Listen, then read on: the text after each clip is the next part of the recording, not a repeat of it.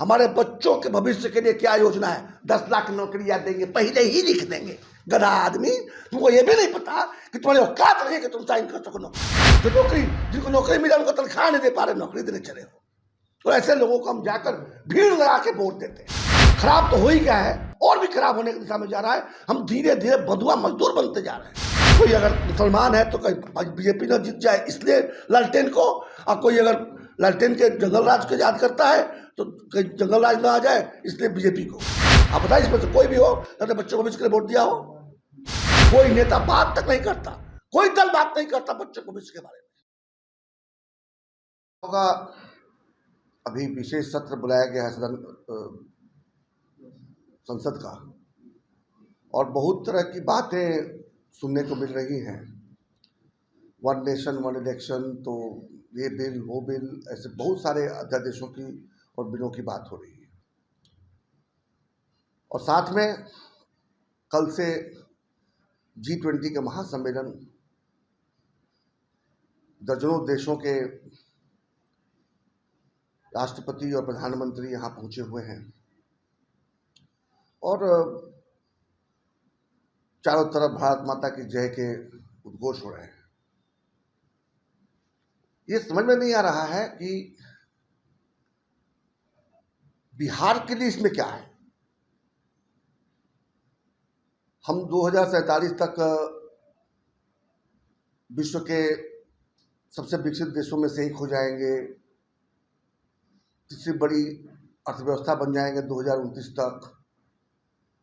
अभी दुनिया के सबसे तेज उभरने वाले इकोनॉमी में नाम आ गया है, हमारा fastest growing economy in the world. ये सारी बातें हो रही हैं, ये सब ठीक है, अच्छा है, बड़ा अच्छा लगता है कि देश का गुणगान हो रहा है, देश का सम्मान बढ़ रहा है। प्रधानमंत्री मोदी जी बहुत बड़े ब्रांड बन गए हैं। पीयू के रेटिंग में 79% का रेटिंग आ रहा है। निश्चित रूप से जिस तरह का रेटिंग आ रहा है तो 2024 में पुनः प्रधानमंत्री बनेंगे। देश का मान बढ़ रहा है, आज अंतर्राष्ट्रीय स्तर पर देश का निश्चित रूप से मान बढ़ा है, और इस बात की खुशी भी है। हम ढूंढ रहे हैं इसमें कि आखिर बिहारियों को इसमें क्या मिल रहा है। क्या बिहार भारत का हिस्सा नहीं है? बिहार के बच्चे क्या भारत के बच्चे नहीं हैं? क्या बिहार के बच्चों को शिक्षा की अच्छी व्यवस्था नहीं मिलनी चाहिए? क्या उन्हें कुछ सीखने का, पढ़ने का अवसर नहीं मिलना चाहिए? क्या बिहार के युवाओं को रोजगार नहीं मिलना चाहिए? क्या बिहार के लोग वो 5 किलो या 4 किलो अनाज के लिए भिखमंगा बने रहेंगे आजीवन? मुझे उससे कोई इतराज नहीं है कि आज 80 करोड़ या 90 करोड़ लोगों को केंद्र सरकार अनाज दे रही है। अच्छी बात है, अनाज का भंडार बहुत ज़्यादा है तो उसे गरीबों में बांटना चाहिए। लेकिन आखिर क्या कारण है कि बिहार के अधिकांश परिवार उस अनाज पर निर्भर हो गए हैं? उन्हें अगर रोजगार मिले तो सिर्फ अनाज ही नहीं, जीवन की अन्य सुविधाओं के लिए भी वो हकदार बन पाएंगे। देश आगे बढ़ रहा है, भारत का नाम आगे बढ़ रहा है, सब कुछ ठीक है, उसमें बिहार कहाँ है? ये मेरा केंद्र सरकार से प्रश्न है। दूसरा, बिहार के जो बड़े बड़े लोग हैं, एक 15 साल राज की एक परिवार, एक दूसरा व्यक्ति जो है वो 20 साल पूरा करने जा रहा है, और उसके पहले उसी गठबंधन का एक और घटक है जो आज़ादी से लेकर लंबे समय तक बिहार पर राज किया, और ये सब बिहार के लिए बड़ी बड़ी बातें करते हैं। मैं मानता हूं कि कांग्रेस ने भी अच्छा काम किया होगा, मैं भी मानता हूं कि आरजेडी ने भी अच्छा काम किया होगा, लालू जी के परिवार ने भी अच्छा काम किया होगा। मैं भी मानता हूं कि नीतीश जी आए, सुशासन बाबू कहलाए, निश्चित रूप से अच्छा काम किए होंगे। लेकिन साथ में भी पूछता हूं कि ऐसी बात है तो बिहार देश का सबसे निर्धन राज्य क्यों है? बिहार देश का सबसे अशिक्षित राज्य क्यों है? बिहार सबसे अधिक पलायन वाला राज्य क्यों है? बेरोजगारी वाला राज्य क्यों है? इतनी गरीबी क्यों है? इतनी निर्धनता क्यों है? तो निश्चित रूप से जो पिछले 75 वर्षों से बिहार में होता रहा है उसमें कोई ना कोई खामी है। इसलिए कोई भी पार्टी, कोई भी दल वो चाहे विश्व का सबसे बड़ा दल अपने आप को बताने वाला, अलग चाल चित्र चेहरा बताने वाला भारतीय जनता पार्टी हो, या परिवारवादी दल राष्ट्रीय जनता दल हो, या देश का पता नहीं मुस्तकबिल लिखने वाला दल कांग्रेस हो, या सुशासन बाबू की छवि बनाकर घूमने वाले नीतीश जी की पार्टी जनता दल यूनाइटेड हो, इसमें से किसी के पास इस बात का जवाब नहीं है कि अगर यही चलता रहा जैसा चलता आया है और इन्हीं लोगों के हाथों में बिहार का मुस्तकबिल रहा तो देश तो बहुत आगे निकल जाएगा।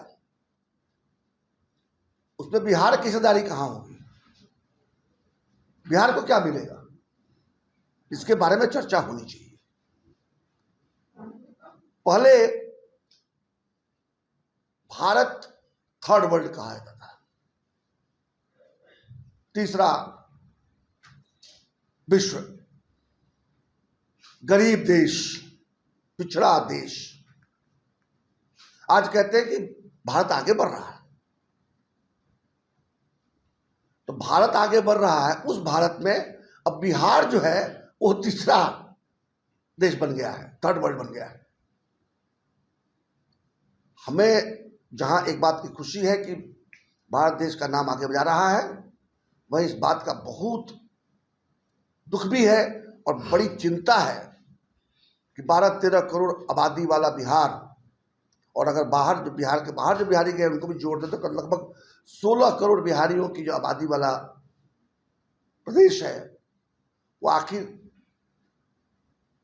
कब तक जहां है वहीं पड़ा रहेगा। अर्थात देश का सबसे पिछड़ा राज्य, सबसे निर्धन राज्य, सबसे अशिक्षित राज्य, सबसे अधिक गरीबी, सबसे अधिक बेरोजगारी, सबसे अधिक पलायन राज्य बना रहेगा। बदलना पड़ेगा, वोटरों को समझना पड़ेगा, बिहार के मतदाताओं को समझना पड़ेगा कि जाति से ऊपर उठिए, मंदिर मस्जिद के मुद्दे से ऊपर उठिए और अपने बच्चों के भविष्य का ध्यान कीजिए। इसके लिए तो प्रतिनिधित्व करना जरूरी है ना, कौन करेगा? अरे पहले तय तो कीजिए कि आप इससे हटना चाहते हैं। विकल्प मिलता है। मैं एक उदाहरण देता हूं। वैशाली के एक बहुत ही प्रतिष्ठित सांसद हुआ करते थे रघुवंश बाबू। जब ग्रामीण विकास मंत्री थे तो देश को उन्होंने मनरेगा दिया, पता नहीं और क्या क्या दिया। एक ईमानदार सोशलिस्ट नेता थे। किससे हारे वो? किससे हारे? रमा सिंह से हारे, दिनेश सिंह की पत्नी से हारे। विकल्प नहीं था क्या? विकल्प भी था और प्रमाणित विकल्प था सामने। बिहार के मतदाताओं को जागना होगा, उन्हें देखना होगा कि पहले तो पूरा भारत ही गरीब था तो आप भी गरीब से चल जाता था। आज क्या बिहार के लोग बाकी भारत के लोगों के दास्ता करेंगे? दूसरे राज्यों में जाकर 15,000 18,000 रुपए के लिए नौकरी करेंगे? ऐसी चर्चा है कि आपने रथ बनवा रखी है चुनाव प्रचार के लिए, आप चुनाव भी लड़ेंगे तो आगे। बहुत छोटी सी बात आप कर रहे हैं। एक सच्चिदानंद राय क्या कर रहा है ये महत्व का विषय नहीं है। मैं अपनी ओर से कोशिश कर रहा हूं। पार्टी मैटर करता है, किस पार्टी से लड़ेंगे? भूलिए पार्टी को, पार्टी को भूलिए, विकल्प देखिए। विकल्प कौन होगा सर, ये तो बताइएगा। आप एक बात बताइए हमें, मैं बात बताता हूं आपको। अभी हमने एक उदाहरण दिया वैशाली का। क्या इस तरह के विकल्प हमें हर कॉन्स्टिट्यूंसी में नहीं मिलता है? कोई निर्दल मिलता है, कोई किसी दल का मिलता है, कोई एक नया विकल्प लेकर आया होता है। हमें ये देखना होगा ना कि हम वोट किसी के बेटे को मुख्यमंत्री बनाने के लिए दे रहे हैं, किसी जाति विशेष को बढ़ावा देने के लिए कर रहे हैं। देखिए, मैं नहीं मानता कि लालू जी जातिवाद करते हैं, मैं नहीं मानता कि रामविलास जी ने कभी जातिवाद किया, मैं नहीं मानता कि उपेंद्र कुशवाहा जातिवाद करते हैं, जीतन राम मांझी जातिवाद करते हैं या मुकेश सहनी जातिवाद करते हैं। ये सब परिवारवाद में लगे हुए हैं। ये दल बनाते हैं, अपने को नेता घोषित करते हैं, साथ में संग संग बोलते हैं कि मेरा बेटा इसका नेता होगा हमारे बाद। ये आपके सामने है। इसके बावजूद आप जाति में फंसे रहते हैं। आप देखते रहते हैं कि रामविलास जी की जाति क्या है, उपेंद्र कुशवाहा जी की जाति क्या है, लालू जी की जाति क्या है, मुकेश सहनी की जाति क्या है। परोक्ष रूप से आप ये कहना चाहते हैं कि विकल्प के रूप में प्रशांत किशोर जी हैं? प्रशांत किशोर जी प्रयास कर रहे हैं। प्रशांत किशोर जी ने कभी नहीं कहा कि मैं पार्टी बना चुका हूं या बनाने वाला हूं। प्रशांत किशोर जी सिर्फ यही बात बता रहे हैं, सच्चिदानंद राय भी उसी बात को मैं कह रहा हूं कि आप एक बार सोचिए, जब अगली बार आपको ताकत, देखिए मतदाताओं के पास एक ही ताकत है, बिहारियों के पास एक ही ताकत है, हर 5 वर्ष पे आपको एक बटन दबाने को मिलता है। उसके बाद आपने जब बटन दबा दिया, किसी को जिता या हरा दिया, तो 5 साल आपके पास में रोने के सिवा कोई विकल्प नहीं रहता है। तो जब वो ताकत आपके हाथ में होती है, जब वो बटन दबाने जाते हैं, तब ध्यान रखिए कि आप वो बटन अपने बच्चे के भविष्य के लिए दबा रहे हैं। अब ऐसे विकल्प को ही देंगे अपना मत जो आपके बच्चों के भविष्य के उज्जवल बनाने की बात कर रहा है। तो ये मेरा कहना है। तो आप लड़ेंगे क्या चुनाव? रथ पर आपने बना रखा है, क्या तैयारी है? भाई साहब बड़ा साफ है, मैं एक सदन का सदस्य हूँ, अब बिहार के सदन का सदस्य हूँ। सामने लोकसभा के चुनाव आ रहे हैं, तो लोकसभा का चुनाव जो लड़ेगा वो जाकर देश की बात करेगा। नहीं, आप देश की बात कर रहे हैं ना, G20 कर रहे हैं। मैं कह रहा हूँ ना कि देश की बात, मैं बड़ी खुश हूँ, बहुत खुश हूँ कि G20 का सम्मेलन हो रहा है, बहुत खुश हूँ कि भारत का नाम आगे जा रहा है। लेकिन दुखी इस बात के लिए हो कि बिहार उसमें कहाँ है, क्या बिहार भारत का हिस्सा नहीं है? इसलिए निश्चित रूप से मेरा फोकस बिहार पर है। चुनाव लड़ूंगा, निश्चित राजनीति में हूँ तो सारंग समझ लिया जाए। अरे भाई साहब, जब मैं राजनीति में हूँ तो चुनाव तो लड़ूंगा ही, सारण से लड़ूँ, महाराजगंज से लड़ूँ, पटना से लड़ूँ, पाटलिपुत्र से लड़ूँ, वो विषय ही नहीं है।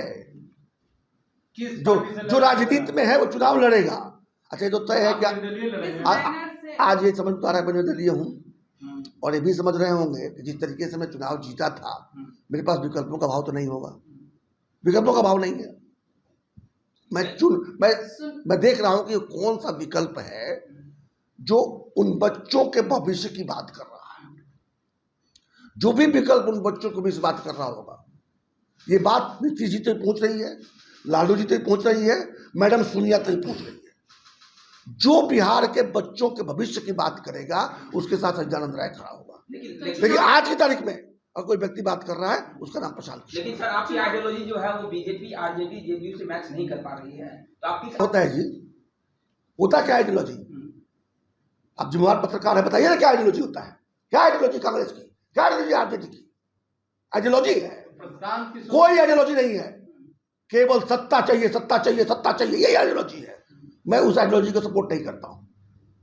मैं जो बात कर रहा हूं वो प्रशांत किशोर हो, या मैडम सोनिया हो, या लालू जी हो, या नीतीश कुमार हो, कोई भी हो, जो हमारे बिहार के बच्चों के भविष्य की बात करेगा, मैं उसके साथ खड़ा हूं। चुनाव से पहले तो सभी बच्चों के भविष्य की ही बात करना और ये सब जो राजनीतिक गतिविधियां जो है ना, वो बहुत बड़ी बात नहीं है, बड़ा विषय नहीं है। पिछले 75 वर्षों से पता नहीं कितने लोगों ने कितने चुनाव लड़े होंगे और कितने लोग जीत कर आए होंगे, लेकिन बिहार में कोई परिवर्तन नहीं आया। हाँ, परिवर्तन एक आया तो यही था कि बिहार और भी पिछड़ते चला गया। आज जब G20 की बैठक हो रही है, आज जब हम देख रहे हैं कि जहाज भर भर के राष्ट्राध्यक्ष दिल्ली में उतर रहे हैं, और टीवी खोलिए तो लगता है कि पता नहीं भारत कहाँ चला गया है, कितना विकसित हो गया है। जब वो बातें देखते हैं तो मन में विषाद होता है कि क्या बिहार उस भारत का हिस्सा नहीं है? और हिस्सा है, बिहारियों की ऐसी स्थिति क्यों है? हिस्सा है तभी तो क्या मांग है सर? आप कैसे बदलाव लाएंगे बिहार में? कौन लाएगा बदलाव? सर, हिस्सा है तभी तो नीतीश कुमार जी भी शिरकत करने जा रहे हैं उसमें। नीतीश कुमार जी शिरकत करने जा रहे हैं, ये अच्छी बात है। नीतीश कुमार जी कम से कम राष्ट्रपति के बुलाए हुए भोज में तो शामिल हो रहे हैं। लेकिन नीतीश कुमार जी हमेशा बिहार को भूल कर ही क्यों बात करते हैं? उन्हें अपने कुर्सी की चिंता ही क्यों रहती है हर समय? बिहार के गरीबों की चिंता क्यों नहीं होती है? छोड़िए बिहार के गरीबों की चिंता, एक बिहारी की चिंता क्यों नहीं होती है? आज क्या कारण है कि बिहारी शब्द धीरे धीरे गाली लगने लगा है? बिहारियों में प्रतिभा की कमी है क्या? जो थोड़े बहुत लोग पढ़ पाते हैं वो यूपीएससी की परीक्षा में अव्वल होकर दिखाते हैं। जो थोड़े बहुत लोग पढ़ पाते हैं वो आईआईटी के एंट्रेंस में ऊंचे ऊंचे रैंक ला कर जाते हैं, तो थोड़े बहुत लोग पढ़ पाते हैं, बड़े बड़े डॉक्टर बनते हैं। बाकी बिहारियों को पढ़ने का मौका कब मिलेगा? बाकी बिहारियों को रोजगार करने का मौका कब मिलेगा? बिहार के अंदर उद्योग कब लगेंगे? मानता हूं कि चाइना धीरे धीरे, जहां तक कारखानों का मामला है, चाइना अब अलोकप्रिय होते जा रहा है बाकी देशों में, और बिहार अब देश में, हमारे भारत में बहुत सारे उद्योग लगने वाले हैं, लग रहे हैं। रोज नई नई खबरें आती हैं। क्या कारण है कि लाखों लाखों करोड़ों रुपए का जो निवेश हो रहा है भारत के अंदर, उसका एक हिस्सा भी, 1% भी बिहार क्यों नहीं इसमें आ पा रहा है? मैं अपना अनुभव बताता हूँ। मेरी एक अंतर्राष्ट्रीय कंपनी से बात हुई थी कि बिहार में सर्जिकल इम्प्लांट का एक कारखाना लगाया जाए, जैसे दांत, घुटना, कमर के जो सर्जिकल इम्प्लांट होते हैं। जब बात आगे बढ़ी, उन्होंने कहा कि बंगलोर में लगा लीजिए, आप हैदराबाद में लगा लीजिए, नोएडा में लगा लीजिए, गुड़गांव में लगा लीजिए, पूना में लगा लीजिए। बिहार में अभी उद्योग लगाने का माहौल नहीं है। ये माहौल बनाने की जिम्मेवारी किसकी है? क्या जिम्मेवारी नीतीश जी की नहीं है? क्या जिम्मेवारी लालू जी की नहीं है? क्या जिम्मेवारी 9वीं फेल या 9वीं पास तेजस्वी की नहीं है? मैं बताऊं एक घटना आपको। हमारे बिहार में डॉक्टर और नर्सों की कमी है, सबको पता है। झूला छाप डॉक्टर ही बिहार को चला रहे हैं। कभी किसी ने जानने की कोशिश की है कि डॉक्टर और नर्सों की कमी क्यों है? बिहार में मेडिकल कॉलेज तो दूर की बात है, आप एक नर्सिंग कॉलेज खोलेंगे तो करोड़ों रुपए स्वास्थ्य मंत्रालय में देना होगा, मंत्री को देना होगा, करोड़ों रुपए। खोज कीजिए, आप लोग पता कीजिए नर्सिंग कॉलेज के लिए कितने सारे एप्लीकेशन जमा हुए हैं, कितने लोगों को नर्सिंग कॉलेज का एनओसी मिला हुआ है। तो आगे इसलिए नहीं बढ़ पा रहे हैं क्योंकि तेजस्वी यादव को करोड़ों रुपए चाहिए। हमारी बेटियां नर्स बनती, बिहार में काम करती, बिहार के बाहर भी जाती। क्या हमारी बेटियों में वो योग्यता नहीं है? ये हाल है बिहार का।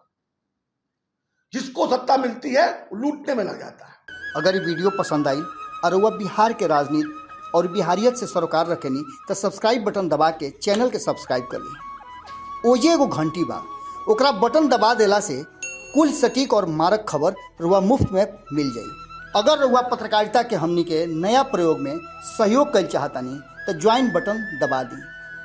पेटीएम नंबर नोट कर ली 9386816700। धन्यवाद।